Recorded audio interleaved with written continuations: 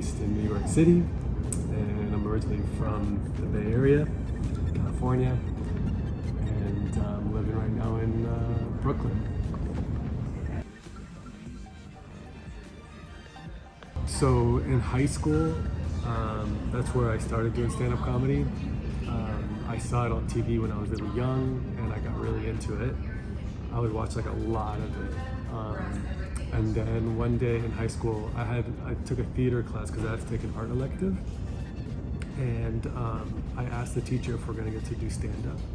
And she was like, no, like, we don't do that. But there's a talent show that you can sign up for.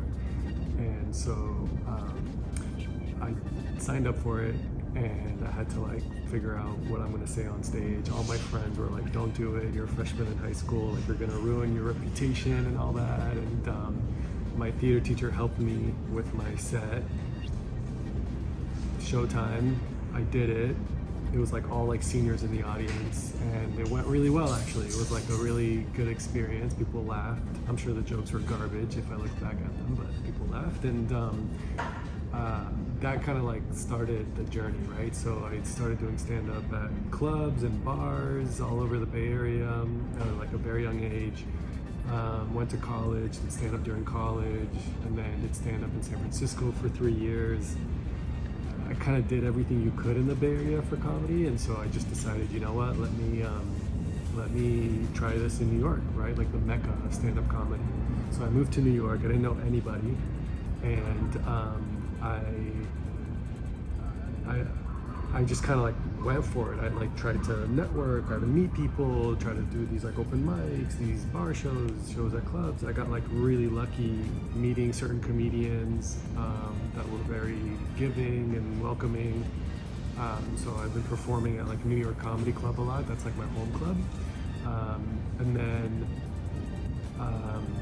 I was just about to record my comedy special on March 24th, 2020. I sold out the venue back home in San Francisco. COVID hit, had to cancel the show, and I was like, damn it, like that was like my life's work canceled. So during the pandemic, eventually I started a show in my neighborhood in East Williamsburg, and it was a park show.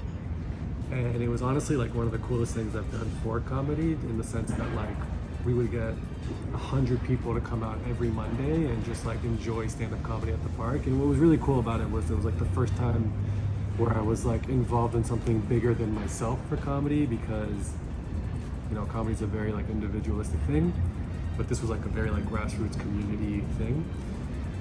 And then eventually in September of 2021, I got to record my special at both San Francisco Punchline and New York Comedy Club, and it's now got like 160,000 views on YouTube, so I'm like super proud of it. And now it's just a matter of, you know, doing it again. So that's where we're at right now. Yeah, I mean, I would say like my mind races quite a lot. I think maybe it's like sectioned off, but like I think a lot about just like, is this funny? Could this be a thing? You know, like I'll just experience something, especially in New York, you can experience so many things. And my first kind of thought is like, can I make this into a joke? Can I talk about this on stage? And then there's also just like the artistic mind of like, is this a waste of time? Am I good enough? You know, should I keep doing this? Are people actually gonna enjoy this, right? It's all that like negative talk, right? And so you try to like balance that out of like just staying busy, being creative and coming up with jokes, and kind of like quieting that inner critic. Think about girls, think about Golden State Warriors, my basketball team, think about my family. And I'm very lucky to say that I have like some really close friends here too. So I would say like those are the people that kind of keep me sane, and not always have to be like comedy, but also just like enjoy my time with friends. So those are the people I think about.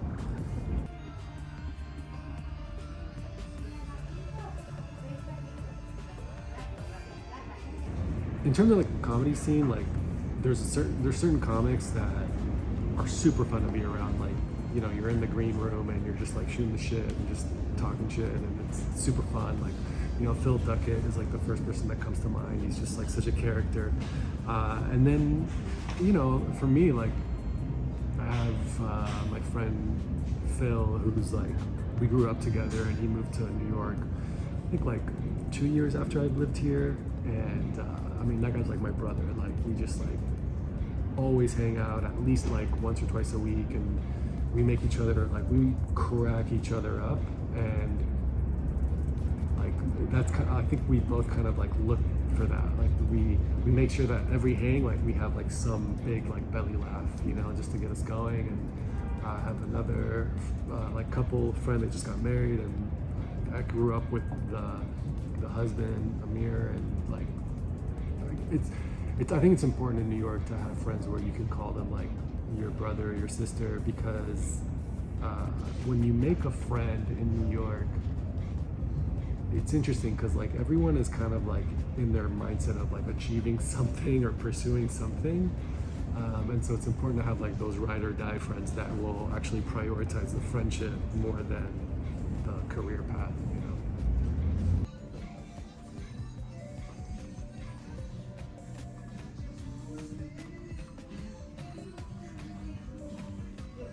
What is worth celebrating? Yeah, I mean, I think there's a few things. Like, one, I think it is like worth celebrating small wins and big wins, right? So like things that kind of like get you to your goal, I think it's important to celebrate those, because it like kind of like reaffirms that you're in the right path. I think it's really easy to get like bogged down on the detail and then not give yourself time to like enjoy the process. So it's important to like celebrate the small things, and then celebrate like completing something difficult. But then more importantly, I think it's important to celebrate friendships and like meaningful relationships, because it doesn't matter like how successful you are. Like, if you're super successful but you don't have anyone to celebrate that with, then like it's gonna suck. So it's important to like really be mindful of those relationships and celebrate them, because that's what's gonna like ultimately make you happy long term. Really like mindful of my space. I like to keep things really, really clean and kind of minimalistic. And so like my living room is like where I spend most of my time like chilling, and like I have just like it's just like a comfy couch, and then I also have like an accent chair, which I really love. I have like a plant in the corner. I have a TV stand, a big TV. I have like a really nice vase that I like, and that's pretty much it. I have like a rug too, but that's pretty much it. Like, I don't have like a bunch of shit there, and I really like that. I really like when things are not cluttered. I feel like when the space is like spacious, I feel like my mind can be clear. So yeah, it's like, it's very important for me to be like in a space that I'm not only just feel comfortable in, but feel like clean in, because then I can really focus on like writing or being productive in other ways.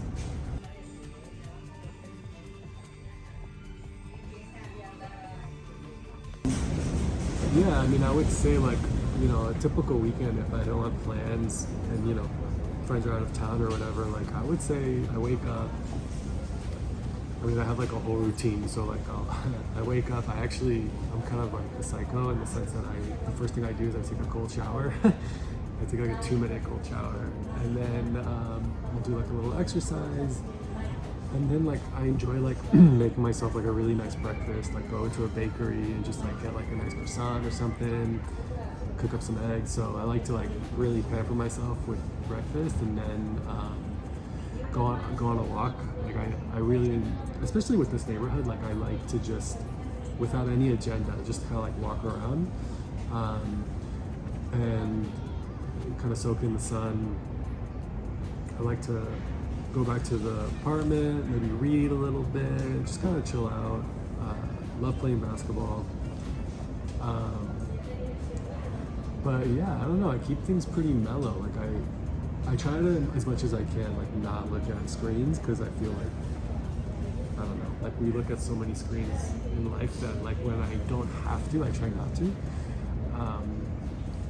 But that's easier said than done.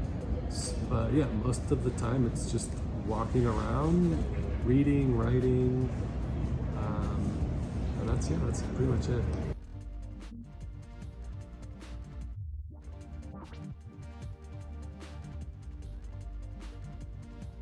Makes you feel most alive and what makes you feel most human, they're actually like very different things. So like for me, like I feel most alive when I'm on stage. Like I think there's just so much going on, there's so much like consequences that could happen, but also like when you get a big laugh, like it's literally like a shot of adrenaline. So that's definitely when I feel the most alive. And yeah, definitely like going to a really cool concert, or go like Brooklyn Mirage every now and then, and dancing to like EDM music could be fun. But I really do feel most like present and kind of like electrified when I'm on stage.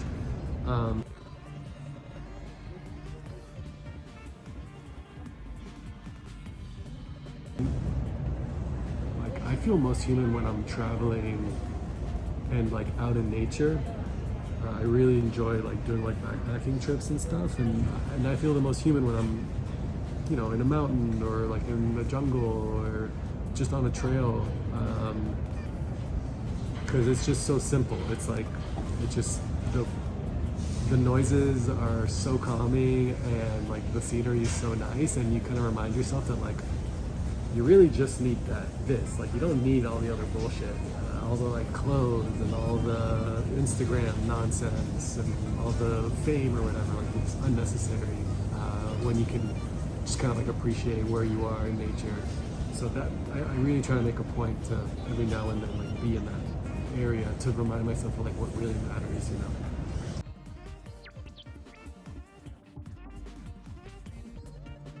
So like obviously there's like really big problems like global warming and war and droughts and all that. But the thing that like I think I would want to bring up, only because like it is the world that I'm in, you know, like knock on wood, I'm not in the world of like war, I'm not in the world of, you know, drought and stuff. But like I would love it if there was a way to just fix our obsession with clout, like online clout. It's just like, I just find that people are starting to value their online presence more than just real life moments, and it's just getting kind of weird. Like I think sometimes people are doing things in real life because it will make them have more clout in digital life, and like that's just bizarre. Yeah, it would just be really nice if there is value in, like, obviously there's value in social media and stuff because it's like a way for people to promote things that are happening in real life. So there's that, which is critical. But like, if there, I kind of just wish we were in a place where no one gave a shit about your Instagram and no one gave a shit about your Twitter and stuff. But like, it would be nice if people only gave a shit about it in terms of like what is happening in real life. Like, what is the event that's happening in real life versus like, let me learn this person's world and how great they are based on their profile. Like, that's just kind of gross. I mean, you're talking to someone that was born before the internet, right? So like, yeah, like I just kind of miss where people only gave a shit about what's happening, like physical life.